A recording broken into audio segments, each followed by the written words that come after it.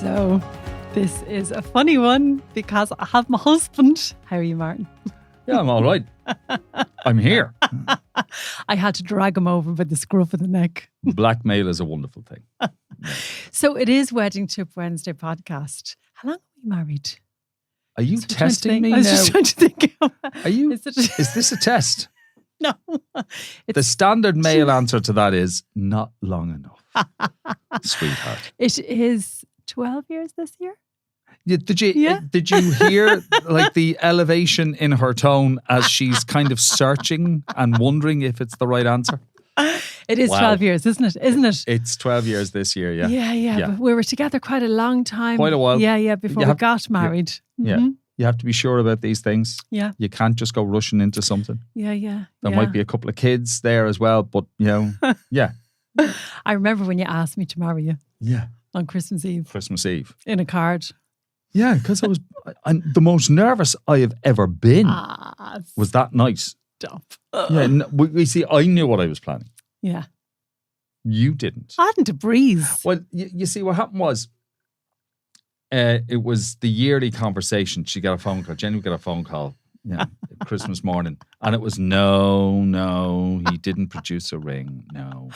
If there's one thing I know, but there was the Christmas previous to my proposal, I'd heard you on the phone to one of your friends saying, no. And it was always, well. Yeah. No, there wasn't a ring. No. Well, you see what's going to be in the dinner this year. No, but I heard you say, no, if there's one thing I know about Martin, he wouldn't propose on Christmas Eve or Christmas Day because he'd consider that as a bit cheesy. And I thought, I'm going to do it next Christmas. Oh my God. So you waited a whole year. Yeah, from Christmas Day the previous year. Yeah. I was, I planning decided. That. Yeah. And come here, how did you even know what engagement ring I'd like? Because I'm quite old fashioned like that. I liked that you kind of picked the ring yourself. Well, I tell you what was a help. It was how when we'd be out shopping, we would always walk by a jeweler's and then you would stop at a window and just say, I just want to have a look at a bracelet. It's over here beside the engagement rings. So I kind of got, and it did get to the point where the kids were bringing me over to jewelers to have a look in the window at different things and go, oh, there's the engagement rings, Dad. See the engagement rings. Which one would Mom like? I think you would train them into doing that. Oh yeah. No, I hadn't. Anyway, but I had made up my mind. Yeah, that Christmas Day, and then this little thing happened in the September, which kind of stopped me in my tracks and made me, is this the right thing to do? Is this the wrong thing to do? You can't just say this little thing happened and leave it there. This little thing happened. Yeah, that was when you were diagnosed with a brain tumour. Yes. And I thought, what do maybe I won't ask her now. Maybe I won't ask. Maybe I'll just leave it. There's enough going on. Surgery's coming up in February. Yes. And then, for about 2 months, it was, will I? Did you have the ring, though? No, at that stage, no. Okay. No, I didn't. But I had spoken to somebody about getting the ring. Yes. And it was serious time because aside from this plan that I had to park it because we were trying to find a brain surgeon. Yes, I know. There was a lot of that going on. So, and when did you decide? Okay, feck it. I'm going to ask her anyway. I don't think feck it was the word I used. No, I tell you what it was. It was when we were told, right, surgery's in February and then there'll be a couple of months of recovery. Yeah. And then I thought, if we are spending our time planning a wedding, that's going to make the recovery easier. I'm going to have to stop you there. What do you mean we're spending our time planning a wedding? What planning did you do? Can I ask you?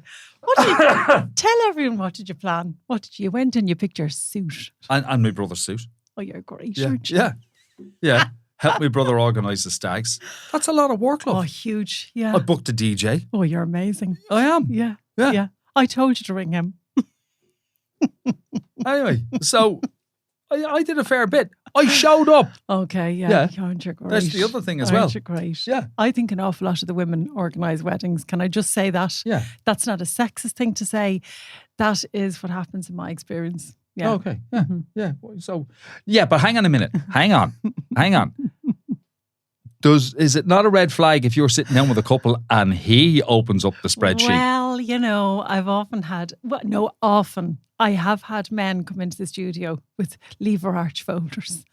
And like, that's kind of, Okay, but hang on a minute. Is that not the signal to her, as in, this is what my life is going to be like?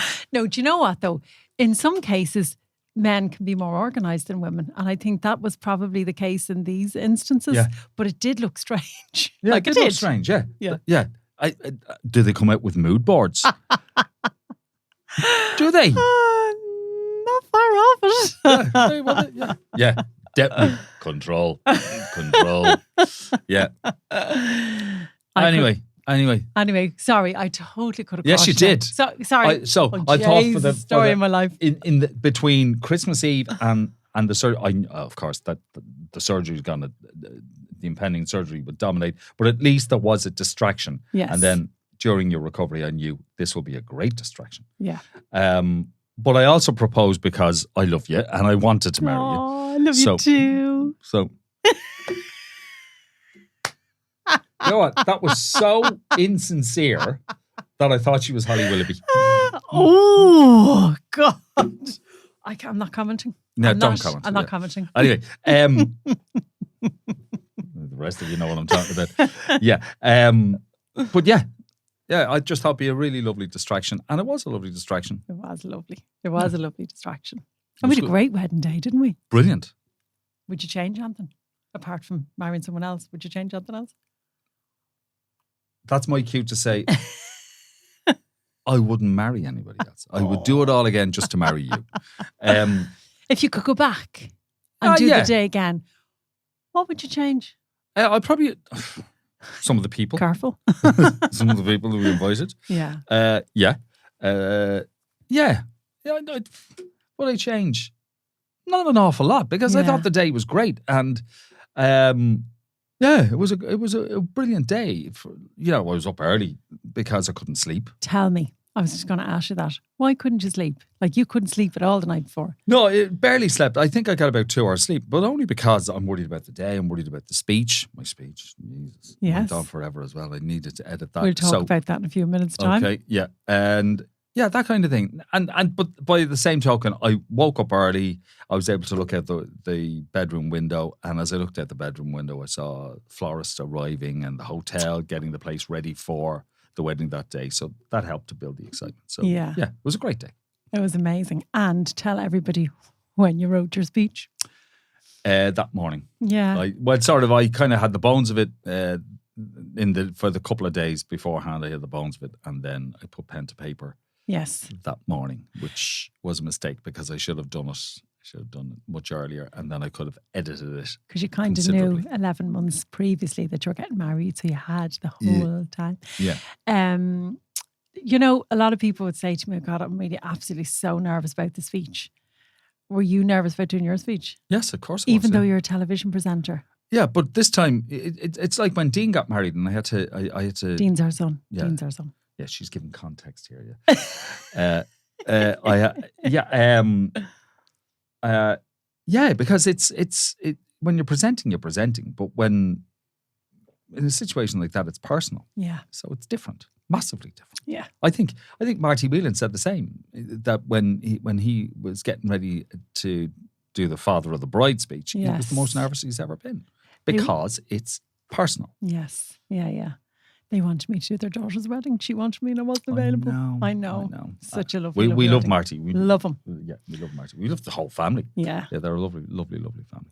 So it is nerve-wracking, even though you're a television presenter, and you're nervous because it's if you're nervous about your speech, yeah, that's fine. That's all right. You expect to be nervous. Mm-hmm. I would always say to people, though, don't try and stand up there and be a comedian. No. If you're not funny, you're not funny. You're not funny. Don't be trying to be funny. Yeah. And please, no, I like you'd be able to do this more than I would. Never use the line, "It's great that he's acknowledging that I am finally the best man." Everybody does that. everybody because I am the best man. I am the best man. Oh, can you imagine how I feel? I'm going, I know. And I actually mouth what they're going to say before they even say it. Yeah. Yeah. So is it an idea, do you think, Martin, to look up Google and get ideas or not? Because that's what happens. They get all those lines. Yeah, so everybody gets the same ideas. Yeah. Yeah. Yeah. Yeah. Sit down. Think about it. Yeah. There's stories you can tell. There's stories you can't tell. There's stories you can't tell about exes. You don't bring exes into it. Well, some people do. I know. I actually said, a friend of ours was getting married and my brother was the best man. And I actually messing said, don't forget to mention about how, he was so good and so smooth with chatting up women that he got one to open up a chipper at 2 a.m. to feed you. And I thought that Paul would laugh at that, but no, he actually told the whole story. He did not. Yeah, and I could see her going, "You'll be sleeping on your own tonight." No nuke in our house. No, there's nothing going on here. Don't mention exes. No, especially the last ex before he met the bride. Yeah, because they get jealous. Because you see, the day is about them. Exactly. It's about him as well. Well, I know. But do you not remember when before we got married, when we were talking about the wedding, when I was talking about the wedding was my wedding, I'm getting married, and you used to go, are you getting married? Are you getting married? Yeah. Women do that. Yeah. All the time. Yeah. But is this because you've been thinking about this from the time you were tots? Probably. All right. Just asking. But you didn't do it. What? Like when you were talking about the wedding, you didn't go, I'm getting married. No. Because there's 2 of us involved. Yeah. I always say, speaking of 2 of us involved, I've said this on the podcast loads of times, I always feel sorry for the mother of the groom because her child is getting married too. Yeah. There's so much about the mother of the bride, isn't there? Yeah. Yeah. It's song and dance about the mother of the bride. Yeah. The poor old mother of the groom. I know. Sometimes get forgotten. And they get so nervous, bless them. Aye. Anyway, so you wouldn't change a thing. We had like an amazing drinks reception, didn't we? Like it was. We did, and that was your idea, and that was a brilliant idea. Because when obviously the drinks reception is happening while the wedding party are off getting pictures taken, and in a lot of cases the wedding couple. Yeah. So we were off getting that done. We arrived into our drinks reception and there were people standing on chairs and up dancing because you got Tropical Storm to come in. They're 3 amazing. lads, and they were like a walking live jukebox. Yes, and they just went from group to group, and they said, "What song do you want to hear?" And off they'd go and they'd sing the song. But eventually, everybody was joining in on everybody's song. So the place was bouncing when we get in. Like it was like the nighttime, wasn't it? Like this is only the drinks reception. Yeah. And we walked in going, oh my God, everybody. It's not even that they were locked. They were in great fun. And it was on a Monday. I was going to bring this up. Yeah, we got married on a Monday. Yeah, tell everyone why. Very, very strange day to get married. I know I've heard people say, who gets married on a Monday? And I'm going, we did. We did. On the 7th of November? Yeah, 7th of November. 2010. She knows that's the wrong year. 2011. Okay. We got married on a Monday, right? And it's not because I'm a cheapskate. It's... I'm joking. Do you want to finish that coffee or where's? It was because Jenny wasn't available. No. On any Fridays or Saturdays. In the lead up, we had to give time for you to recover from your surgery. Well, excuse me, I went back to work 7 weeks later. So yeah, but you weren't supposed to. Well, that's me. I wasn't sitting at home looking at the 4 walls. I wanted to get back to work and that was it. Yeah, well, that's a conversation for another day. It is, yeah. Okay, I'll shut up then. Go on. But it is, yeah. Anyway, we had to give time for that. So that's why it was a late in the year wedding. It was a November wedding. Mm-hmm. But we were offered the previous Monday because it was a bank holiday. Yes. But it was also Halloween. So, and I thought, I'm not having my wedding anniversary on Halloween. Are you sure Dublin weren't playing now, Martin? Because you won't do anything if Dublin are playing. There's no matches in October. Oh, we'll talk about the Dubs in a few minutes' time. Yeah. But there's no matches in October. So that was never going to be an issue. Yeah. Okay. So, but I didn't want Halloween. Fair enough. And Jenny wasn't available on a Friday or Saturday or even a Sunday. So it's okay. Can you open up your diary and tell me when you're free to marry me? So this date came up, and when I started telling people, yeah, we're getting married when Monday the 7th. Monday, and I'm like, yeah. So now the thing is, you do get a better deal if you get married on a Monday or a Tuesday. Because hotels aren't used to having weddings on those days, so they will give you a better deal. Yeah. The other thing was... Do they still give you a better deal? I don't know. No, I don't know anymore. I don't know. But then they did. Yeah. And we had the run of the place. I know, it was great. It was fantastic. Oh, listen, but Dee Nix in Killashee at the time. She's a legend.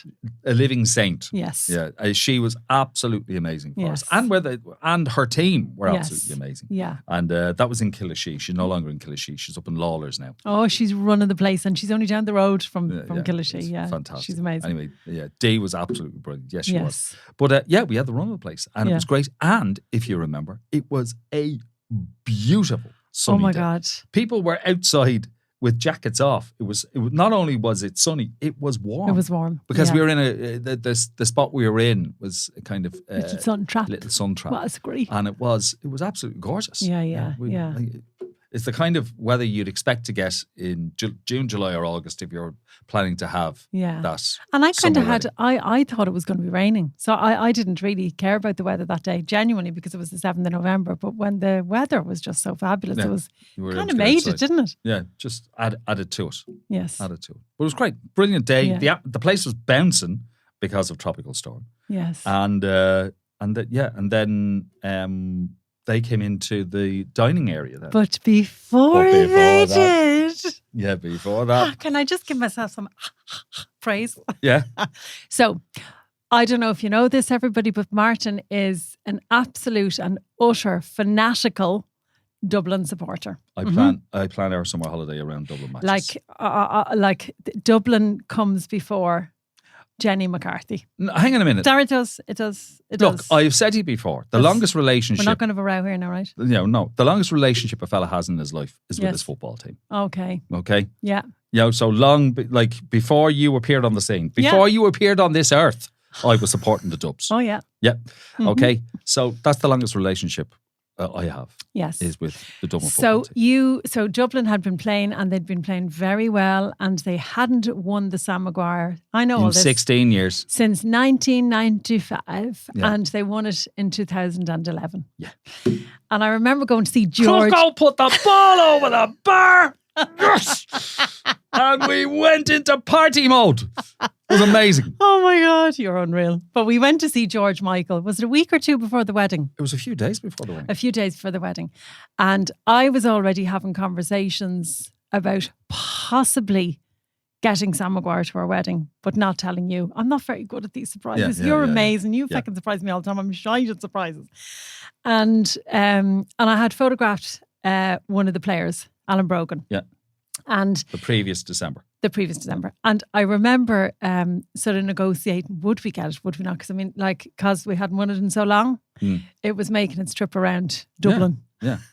Anyway, so I was 95% sure that I'd have it at the wedding. Mm-hmm. And I had a conversation with you on the way out of the city centre. Because we were driving by Brogan's pub. Yes. And is that how I brought it up? Yeah. You said, have you ever... You asked me, have you ever held a Sam Maguire? Yeah. I said, no. I almost touched it in school. And I couldn't get over this, that he'd never... And because of your television career as well, and the fact that sometimes you could get these things in.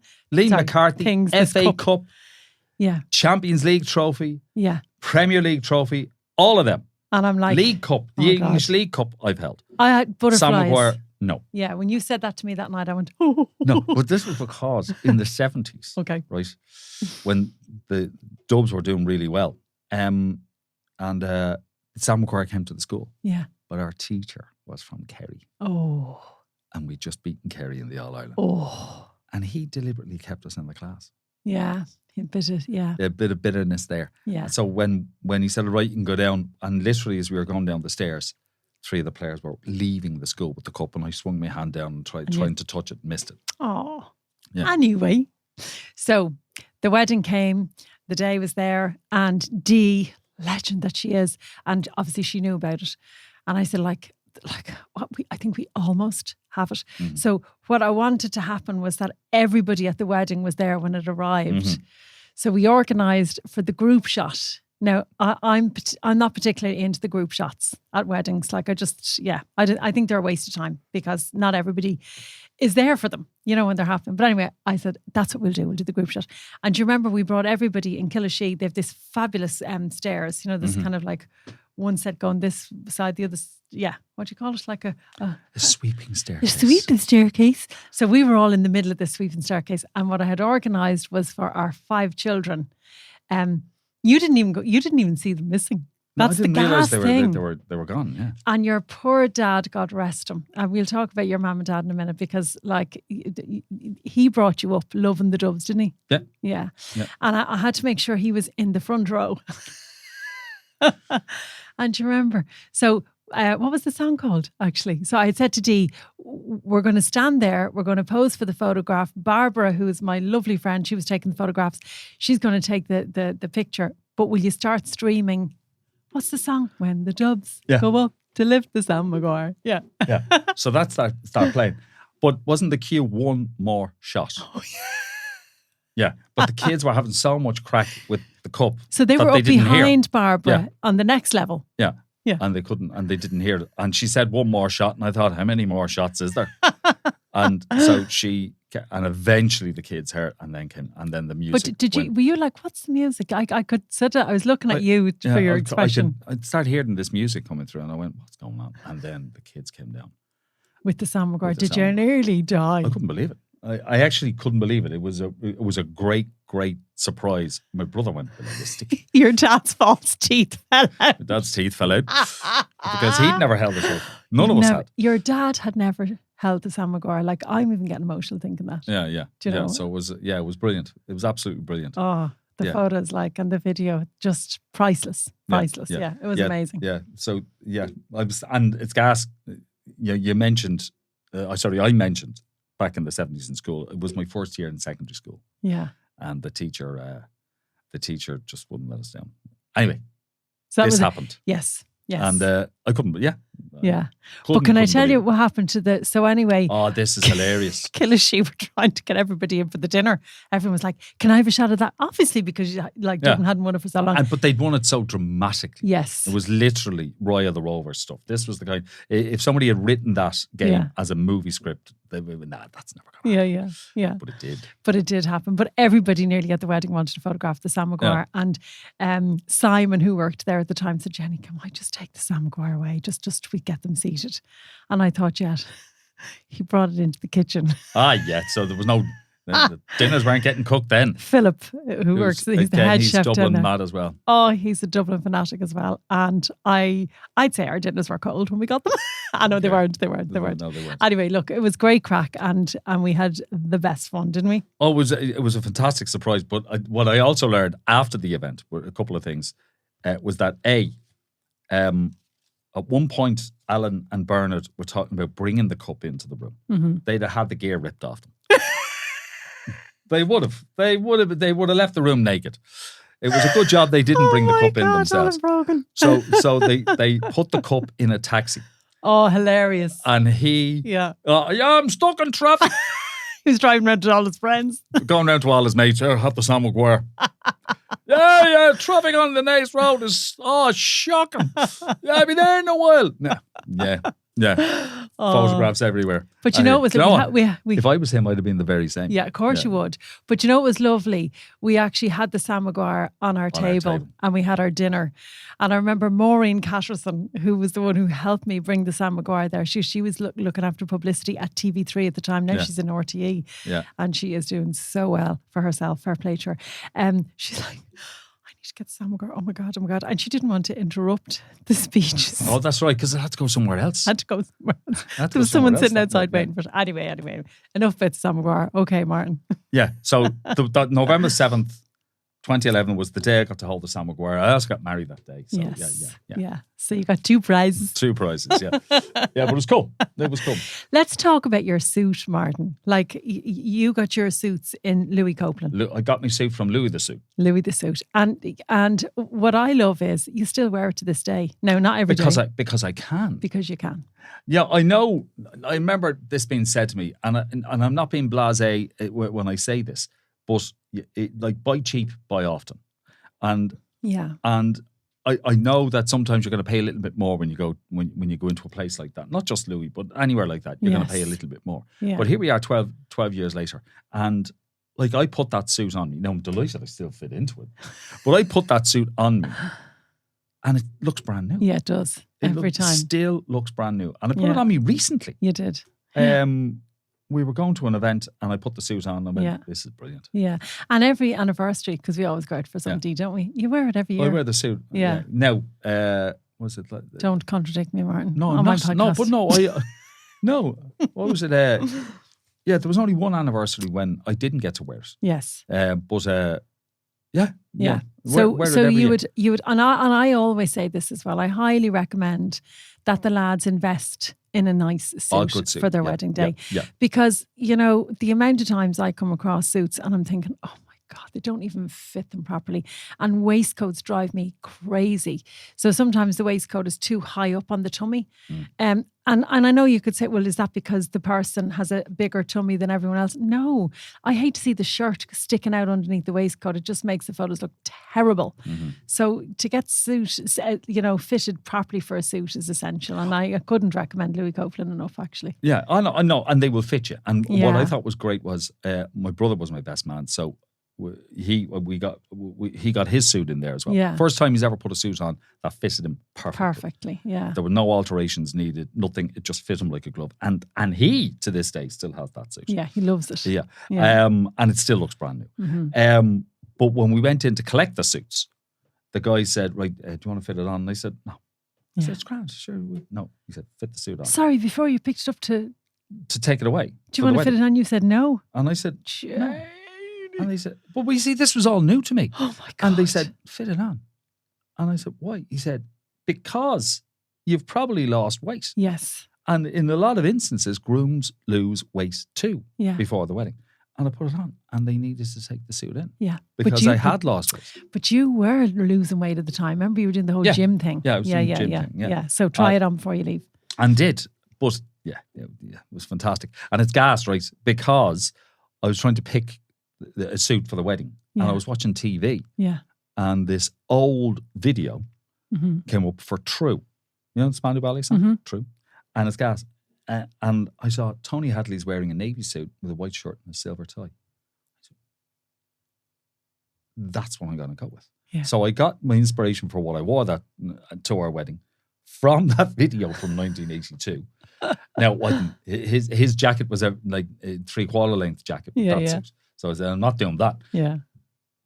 But I had Tony Hadley on the show a few weeks ago. Stop. Week before last. Did you tell him that? And I told him that. Did you? Yeah. Off air, I was telling him that. I said, I got my inspiration for my wedding suit from you.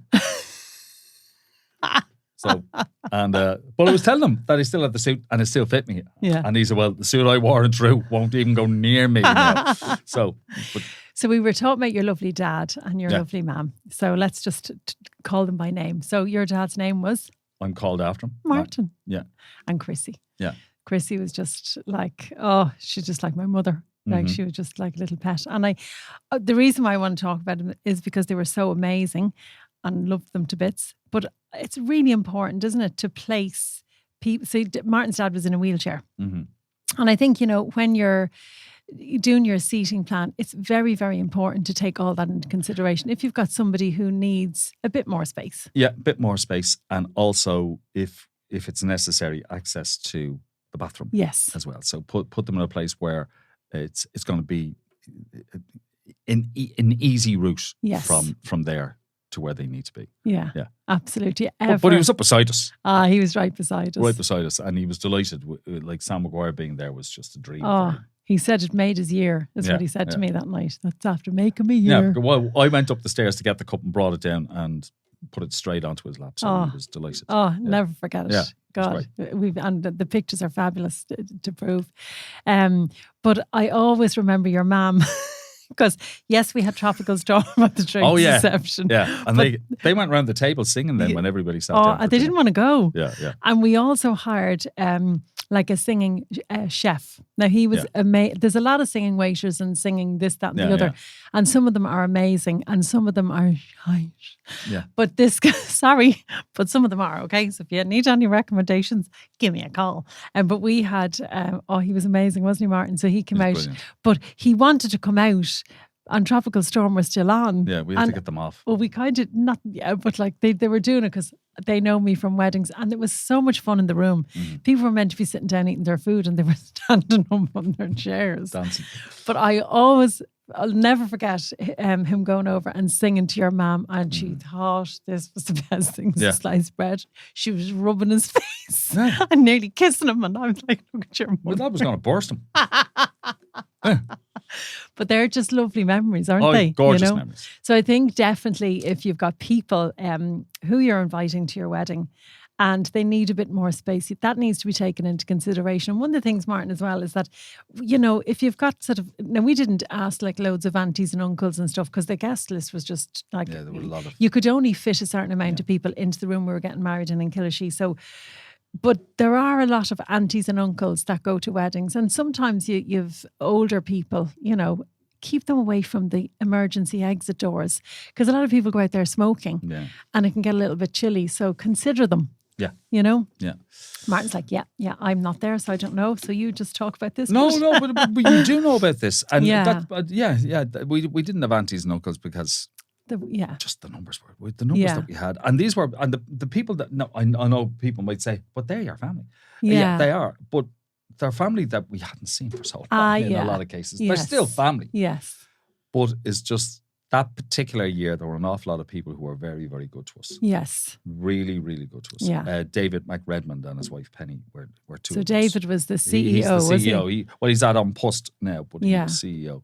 Yes. At TV3 as it was then. He was so good. He was fantastic. He gave you I don't know how many weeks off work actually. As many as I wanted. Yes. So he said, money will not be an issue for you. No, not because you're getting married. Just go back to when I was sick at the beginning of the year. But yeah, when you were sick, when I needed time off to help you with your recovery, he was amazing. But there were lots of people who were brilliant, and as a thank you, we wanted to bring them to the wedding, but we were limited to the amount. But look, I always say to people as well, when you look around your room at a wedding, you want to look around and go, oh my God, isn't this just so amazing to have all of these people with us in the one day, the ones that you're close to. And like, I would never see my aunties and uncles, I just don't see them. So I just sort of felt there were other people there that are very, very, very close to us that Had we had the room, we would have had them. Absolutely. Yeah, we just didn't have the room. Like the room that we even had our meal in just wasn't, we just wouldn't, you have to drop your lid in the ground there. I'll be extra careful not to spill it though, don't worry. You spill it, and Dan, the podcast owner, the podcast man, he'll kill you. But we didn't have a band, so I wanted to talk about this as well. So I get asked about this quite a bit. It was funny when that singing chef was going around the room and we'd had Tropical Storm on, and my pal Sinead Sanderson, who owns Peaches and Cream, she's like one of my besties, and she walked by and she went, Jace McCarthy, I have to go to the loo, I'm fucking exhausted.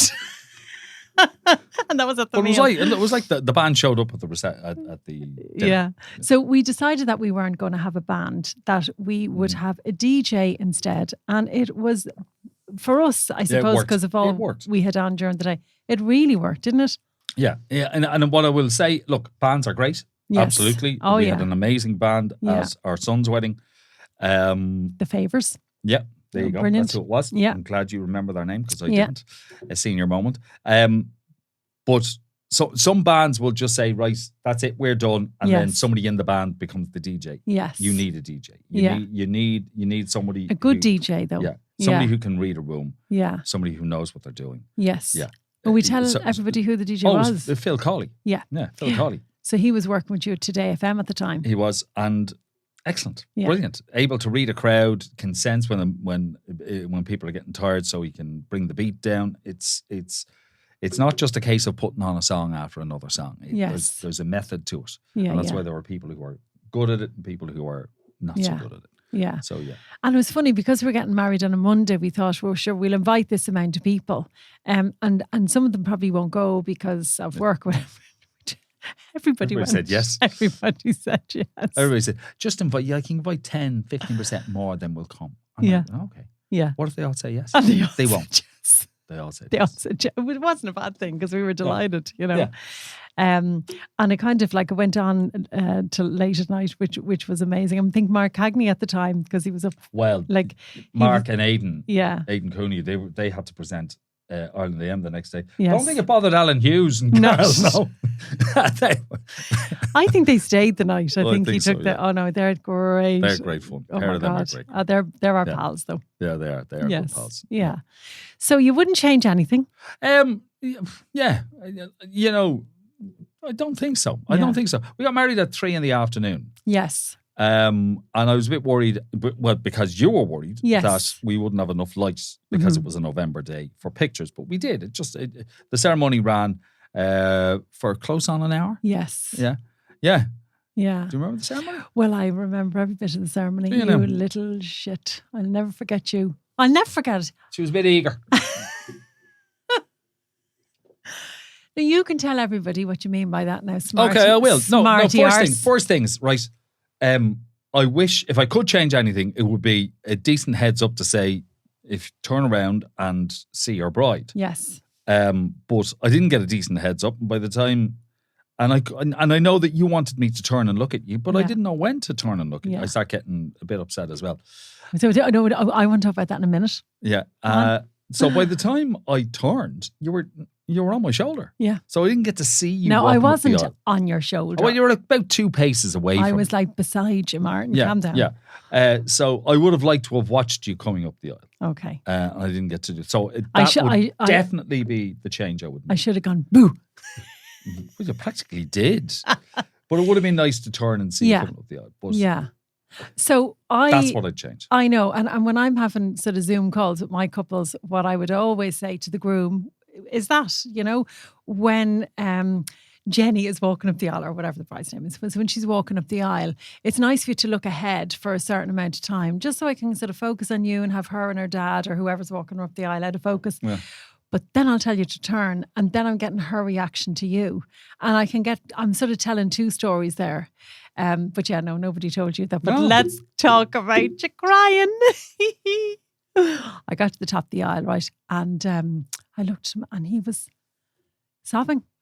Yeah, I was crying. Well, there was a couple of things that were going on. Firstly, and I know I'm slagging you, but it was actually lovely. Yeah, I had tears in my eyes. But the other thing that happened was when I turned and I saw Jenny, I also saw my dad standing up, and like he was in a wheelchair, but he said to my sisters and to my mom, I want to stand up when Jenny walks down the aisle. You're going to be crying now. So they helped him to stand up, and he wanted to stand up and did. So that set me off too. So seeing you and then seeing my dad standing up. I don't think I've ever cried on a podcast. That was emotional. That was emotional because he didn't ever stand. Sure, he didn't. Bless him. Yeah, well, he couldn't. Yeah. Because he had a stroke. You see, he had a series of strokes, so he had lost power in one side of his body. So that was pretty special. But his determination to stand when he came up the aisle, that's what got me. When I look back at the video, actually, I love looking back at the video that Keith Malone did for us. He's another pal of ours. And he's still actually doing videos. He's brilliant. It's just lovely to look back and see everybody else's reaction to the handover. They were all bawling. Well, we'd had some year. Yeah. Let's be honest. We had quite a year that year. Yeah. So your mom was like, and all your sisters like, Martin's family, can I just say, are absolutely mad. Yeah, they're head cases. Absolute head cases. You go out for a night and you just know that you're going to come home with a sore face from laughing. Bring bail money. Let's not go there, Martin. I know they were all bawling, which was actually quite amusing to see because they're normally all laughing when when you're out with them. And then Jenny went in for the snog a bit early. Oh yeah, tell everyone. Go on. Yeah, here we go. I can't remember. I can't remember what point in the ceremony it was, But we weren't exchanging vows. I can't remember what it was. But Jenny went in for this. I just went in to give you a peck. And what did you do? I just pulled back and I said, no, not yet. And everybody started laughing. And I just said to him, I got to get you for that. I'm going to get you for that now. The whole place started laughing. And all my mates were going, he was like, relax there, love. Cool the jets. You'll get your chance. And you did. So. Well, no, because nothing happened that night. There was no nookie. We didn't do it. Well, sorry about that, folks. I was actually making reference to the kiss at the end of the ceremony. Jenny took it a little bit further than that. Sorry about that. No, absolutely not. I was wrecked. At the best of times, that doesn't happen anyway. It doesn't. Yeah. I can't believe I've said that out loud. No, there was no nookie on the night of the wedding. Our children will be delighted to know that. Yeah, lovely. Any other advice for anybody? Anything else to, I tell you, my key advice for any guys getting married, for any person getting married, yes, is just treasure every moment of it. And, with your mind, with your brain, keep taking lots of mind pictures because it goes by quite quickly. Yeah. In like literally in the blink of an eye, it's gone. It's over. The day's gone. And I know that's why you have your photographer and you've got your videographer so that those moments are captured and you can relive them again and you can go back to that very second, not just the moment, the very second when you were feeling what you were feeling, whether it was a smile or a tear or whatever. But me getting up that morning and looking out the window and seeing the place being prepared for our wedding was a great memory that I have. And then getting our sons, who were only, like, two of them were only tots at that stage, getting them dressed and into their shirts and ties, that was brilliant too. So suck up every memory that you can because literally the day goes by so fast. Yeah. Yeah. And that's it. That's my advice. And that's our podcast over for today. That's it for today. This is so weird having you on, but just so great. So great to have you in, Martin. Bit of fun. Did you check all your notes? Did we talk about everything that you want to talk about? Like I had here, I was on time. The weather was fabulous. Hang on a minute. You were on time? Excuse me. I was standing outside that room. One of your family members decided they needed to use the toilet. And I'm like, do you need to go now? And yeah, they did. Yeah, well, they should have gone like 10 minutes earlier. I told earlier. you she was eager, didn't I? Told you. Yeah. I want to be on time. Yeah. I always have everybody on time. Excuse me, you know what I'm like. Yeah. Can I just say also, sorry, I know I said we're finished. Let's have a row. Martin is always late for everything. I'm always on time or a half. Oh, okay, I was late today. Yeah. I was late today. You can ask Dan, I was still on time. But you kind of go by the skin of your teeth. Well, if you've got to be there at 3 o'clock and it takes you half an hour. That's because I'm a radio presenter as well as a TV presenter. So I'm a radio presenter and I like to talk right up to the vocal. So, what if there's traffic on the M50 and you're going somewhere? You don't actually allow yourself time? You don't? Yeah. No, you don't. There. So, no. I am seldom late. Okay. So, yeah, but you don't give yourself an awful lot of time. That's all I'm saying. You're seldom late, but yeah, we won't even go through the rows on the M50 when we're on our way somewhere. I don't like travelling with Martin in the car. I just don't. I check Google Maps, love. I check Google Maps. I see where the problem areas are. And I got to avoid them. I think before there's any more rows, we'll say goodbye. Okay. Thank you so much for You're welcome. coming in today and being on time and being earlier than me. I love you. I love you too. Now, where's the top of my drink?